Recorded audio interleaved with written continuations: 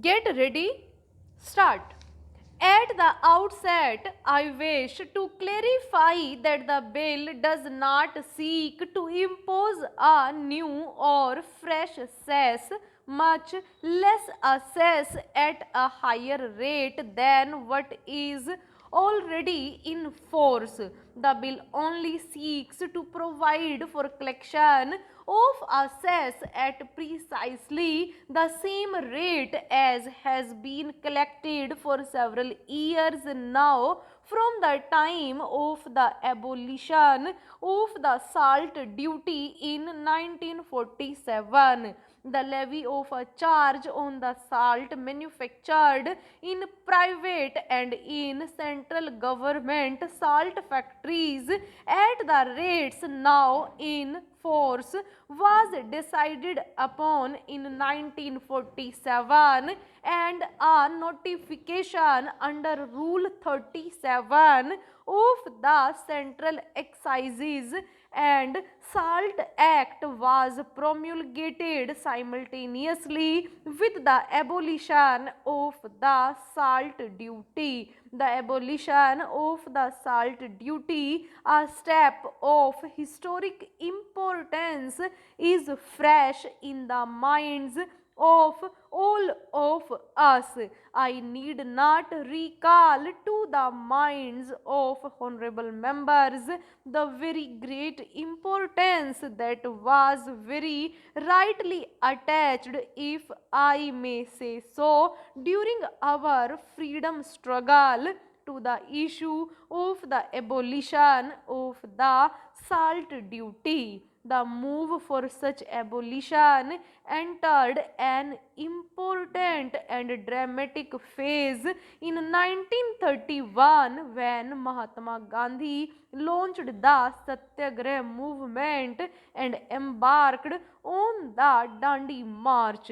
The non-violent struggle ended successfully with the signing of the Gandhi-Irwin Pact, which permitted certain relaxations on the collection and manufacture of salt by local residents in villages and immediately adjoining areas where salt could be made. It was, however, only after our national leaders assumed office in 1996 that it was possible finally to abolish the salt duty on 1st April 1997.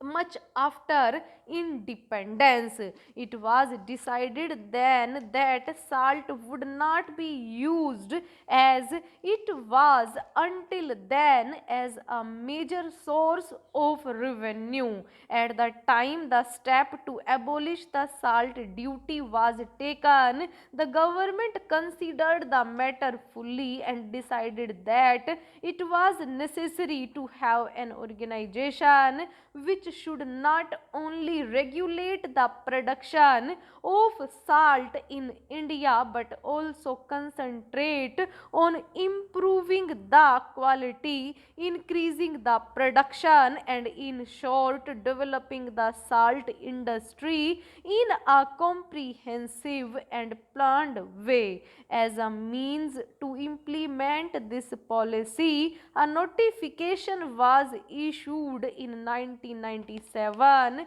by the government. The present bill is intended to regulate the collection of this cess at the same rates as at present under the authority of a statute. There has been some doubt expressed in recent times about the propriety of government levying this cess on the basis of the Central Excises and Salt Act and the rules thereunder. An opinion has been given that it would be better to put the levy on a statutory basis. This is one of the reasons for the present bill. The second, and what I consider the more important object, is to lay down in the act itself the purposes for which the sums so collected should be utilized. The House is well aware that we have similar cesses on the production of some other commodities which are collected, and after meeting the administrative expenses, the proceeds expended on the promotion of those particular industries. I may mention, for example, the cess on tea, coffee, rubber for the development of these respective industries and the marketing of such products. We have also the example of the cess on coal levied in the interests of coal mine labor welfare and conservation and safety in coal mines. Quite recently, an act has been passed that a cess shall be levied on meal cloth with the object of assisting and encouraging khadi and other cottage industries.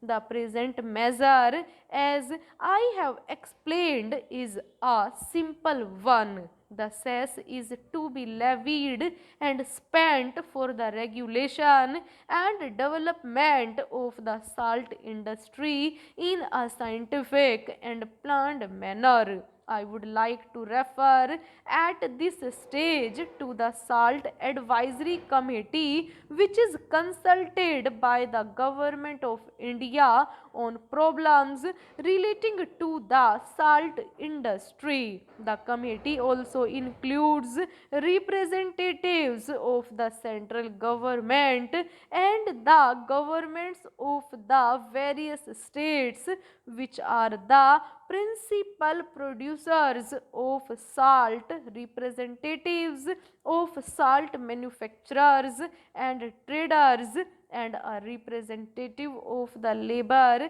engaged in the salt industry. The committee has expressed itself in favor of the continuance of the cess and of the proceeds being spent on the development of the salt industry. The Salt Advisory Committee further advised in